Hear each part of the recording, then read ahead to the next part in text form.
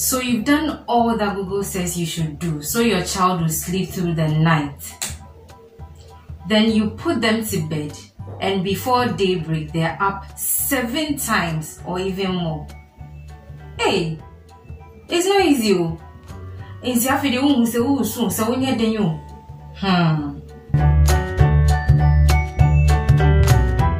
Hi guys, and welcome back to the channel. I am Yasmi.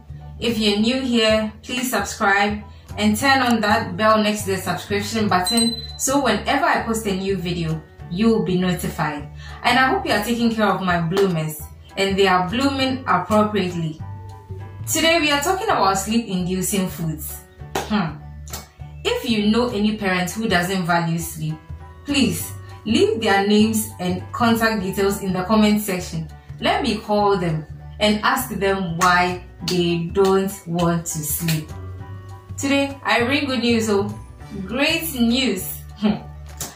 So I wanted my kids to sleep for me to also get some rest, or at least get things doing. What I went on to do was, of course, to hop onto Google and search for sleep-inducing foods. I got a list. So I decided to try these foods so that I'll know which ones worked for me and which ones didn't, and then share with you guys so that we'll all have some peaceful sleep, or at least get things done around the house while your child sleeps. So according to my Google search, the first food that came up was oats or oatmeal. So I have a group of friends. We are the champions of oats. We want to thank the oats farmers and those who produce the oats for us to get it on the market to buy. Charlie, salute. So I tried oats with my baby and my toddler. My brothers and sisters, trust me, is a knockout. So one recipe I tried was oats and probiotic yogurt. It works. Like when I give it to them warm, like maybe at 30 minutes before bed, when we get into the bedroom, under 10 minutes, they are gone. Trust me. And because oats is filling, it makes them sleep through the night sometimes. As for my baby, he's also 8 months now. He wakes up just once throughout the night, and it's a blessing. So oats, oats ambassador here. You should definitely try it. The second food from my research was bananas.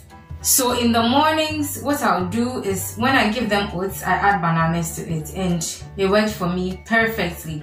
So you blend the bananas and then add to the oats, and voila. If you want, you could add your baby's formula, breast milk, whatever. And that was it for me. It was also another knockout. So I hope you try that one too. So maybe I should have said this as point 1. Warm milk. So depending on the age of your child, you should be giving them age appropriate milk.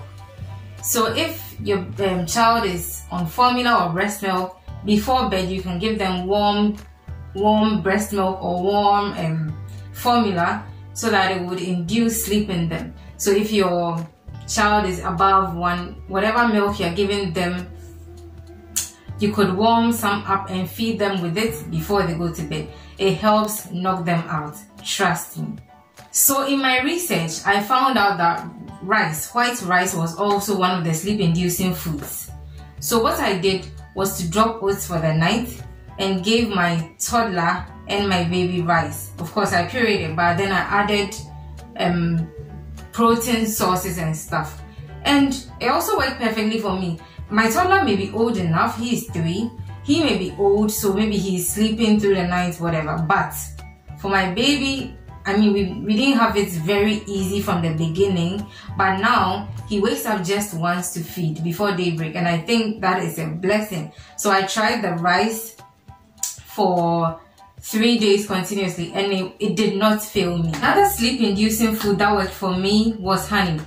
So when my first son turned 1, on some nights it was really tough for him to fall asleep. So what I did was sometimes to give him 1 teaspoon of honey, and he was knocked out in about 30 minutes at most.